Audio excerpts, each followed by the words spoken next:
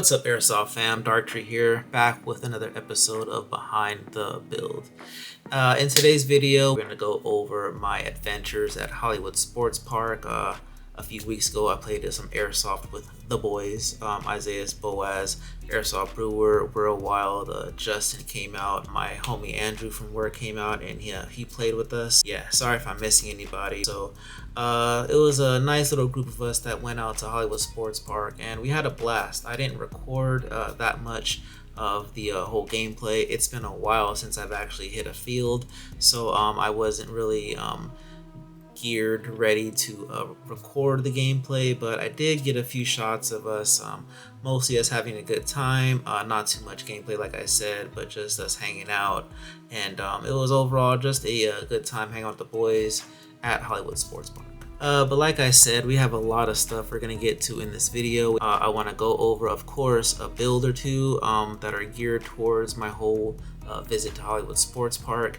And yeah, it should be a nice little vlog for you guys. But before we get into any of that, make sure you guys like and subscribe. Your support contributes directly to channel growth, and I greatly appreciate it. And on that note, let's get back into the vlog. So like I was saying earlier, we headed out to Hollywood Sports Park and we had a fantastic time hanging out with the boys, playing some Airsoft. Weather was nice, people were friendly, and yeah, it was a blast hanging out with all the homies, Isaiah and Boaz, and the rest of the Mayo gang that came out to hang out. And yeah, all the locals that were there and showed up, and we had a pretty good attendance rate. One of the things that I noticed about the fields out Hollywood Sports Park is they're pretty small. Small fields equals small replicas, and running 14, 16-inch carbines, even 12-inch carbines were not needed. So my mission was clear, and I knew exactly what I had to do. I needed to build out something for this field because now this is my local field. I needed something that was built for a small field, and small field equals small replica. Yeah, so here we have my G&G CM16 combat machine that I got well over 6-7 years ago when I first started playing Airsoft. This was my first Airsoft replica, and it's been through about 5-6 different types of modifications, different series, different ways I've been running it, and I believe I'm going to leave it in this final form right here. Let's just go ahead and get into this build because this is one of my favorite builds. It is lightweight, small, compact. It does the job aesthetically. I love the aesthetics on this thing. Let me find a mag so I can go ahead. Yeah, it just goes super hard right here. Alright guys, so let's break down this build. Let's go top to stock, and I'll show you why I threw in, what I threw in, where I threw it in at on this build. Did that make sense? I'm not sure. Alright guys, here we have the Furfran's CRD2 tracer unit with the muzzle flash included. Pretty lightweight, it has an aluminum construction. Pretty functional on and off switches, nothing hard to get to, and it supports up to a 35mm rate of fire. Next up here, nothing too important, just a 7-inch outer barrel, aluminum construction, and lightweight. Alright, moving on to my Lancer Tactical Battle Hawk M-Lock rail. Polymer build, pretty lightweight, skeletonized cuts all over. It's got Picatinny on the top and the front part of the 3, 6, and 9. Alright, and moving on to the SRL hand stop right here. Just a cool little aesthetic that I wanted to add to this build. Nothing too serious, I just wanted something at the end of that Picatinny to give it more of an aggressive look. Alright, for some wire management, we have the Magpul M-Lock wire management kit. You guys have seen this on my MGC4 kit, my MK1. I use this pretty much on all my builds that I run wires on that I have to manage and get out of the way. If I don't have tape holding them down, I'll go ahead and run these. They're pretty lightweight, small, come in different colors, and they're very easy to install, and they're, like I said, they're very comfortable, and they don't get in your way at all, and they help with doing their job, which is wire management. Next up, just the top part of the receiver right here.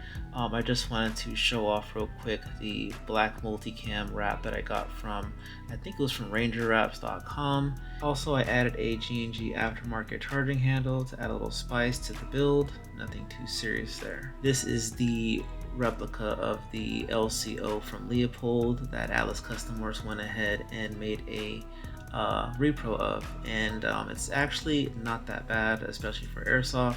It has a very clear red dot. The image on your screen isn't that great, so that's why I went ahead and used a mag right here to show you how tight the actual red dot is. And yeah, it's one of my favorite red dots because of the clear window, and I highly recommend it. So this repro sits on another repro. This right here is the GBRS Hydra V1 mount. It brings my boxier optics up to a 2.91 height, perfect for getting that perfect sight alignment. And yeah, I really like these GBRS mounts. I back these up with some iron sights. I really don't need these. These are just more of an aesthetic piece. These are some G&G iron sights that I had on another G&G build, and I decided to add these because, like I said, they just add a little bit more weight, and they are backup sights just in case I need them. I really don't, but I do like the color, and yeah, they're pretty cool. I am running a Titan battery on this build. It is a 1000 milliamp hour 11.1 LiPo, 25C discharge. Titan has gone back to making these LiPo batteries. The market needs them, and they make them in Dean, so it's all good. And my favorite stock, the most hated part of this build, probably for most of you, is my pistol brace from EMG.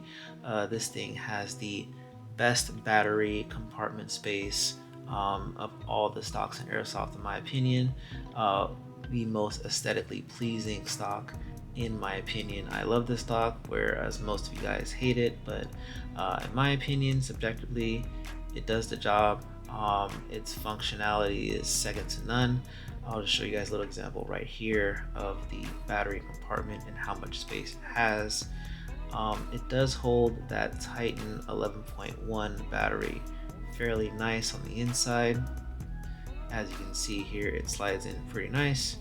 And yeah, like I said, this is probably one of my more favorite parts of the build, just because it holds even the bigger lithium ion batteries from Titan. It holds those pretty good. Has enough space in there if you want to run a MOSFET in your buffer tube.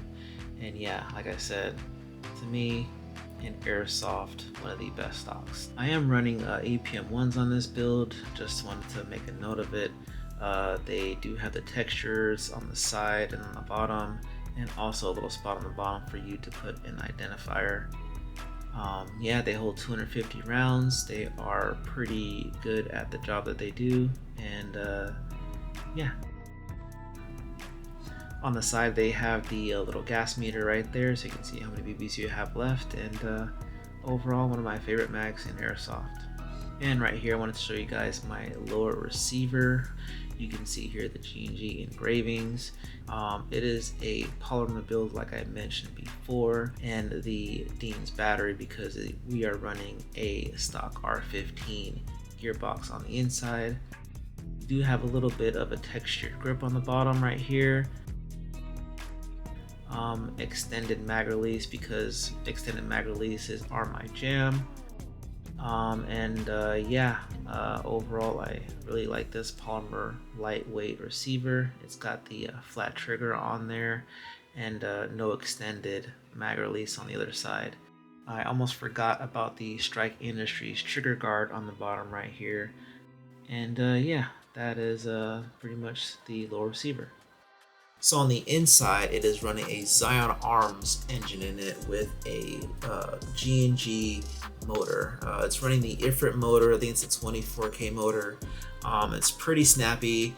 This thing is just so versatile, so snappy, and it's just easy to get this thing to aim down sight and just pick up your target.